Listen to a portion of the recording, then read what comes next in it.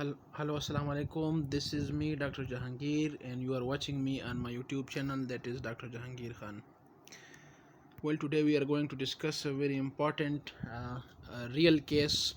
So, this was the chest X-ray of the patient. The patient is non-diabetic hypertensive, and that is a 54 years old female, presented with a chief complaint of central chest pain with sweating. So, what do you see in this chest X-ray? So if you focus on the X-ray, you can appreciate a few things. Let's come toward that. Number one, that is the blunting of costophrenic angle. So if you focus on these blunting of costophrenic angle, normally they should be acute, they should be here, but they are blunted. So blunting of costophrenic angle, that is the first finding. Next finding is upper lobe diversion. Now this is also very important. If you focus on the vessel, they are moving upward.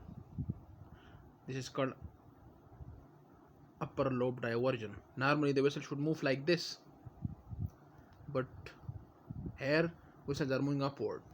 So blunting of costophrenic angle in the upper lobe diversion. This is the second finding. Coming next, there is a central vascular congestion. Now this is a very important point.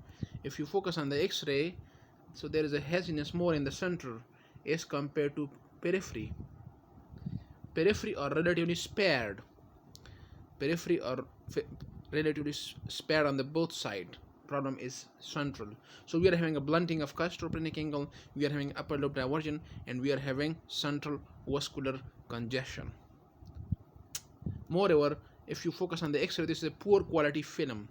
There is low penetration, and if the penetration is low, and also this is not adequate inspiration. If you apply the criteria 1 rib, 2nd rib, 3rd rib, and 4th rib, normally the 5th or 6th should bisect the diaphragm. You can watch my previous videos in order to get how to explain the quality of the film. This is a poor quality film, but you can pick these findings as well. This is the ECG of the same patient. Before coming into the ECG, if you can measure the cardiothoracic ratio, that is also there is patient is cardiomegaly.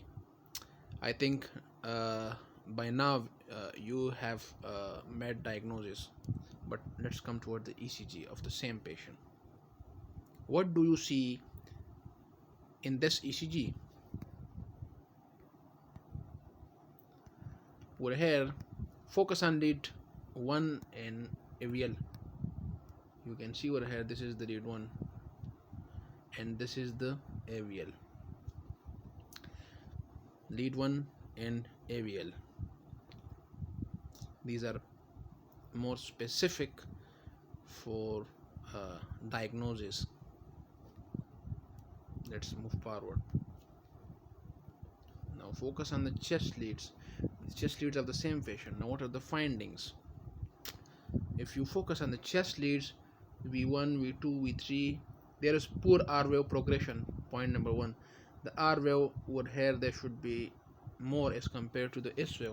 So there is a poor R wave progression. You are having white complex QRS, and you are having a white complex QRS. You are having white complex QRS, and you are having slurring of the R wave in V5 and V6, but more prominently in 1 and AVL. If you focus on the lead 1 and AVL, there is a slurring of R wave. If you focus on 1 and AVL, there is a slurring of R wave and they are more wide. So in order to pick left bundle branch block, the two most specific leads are 1 and AVL. They are wide and they are having slurring of R wave.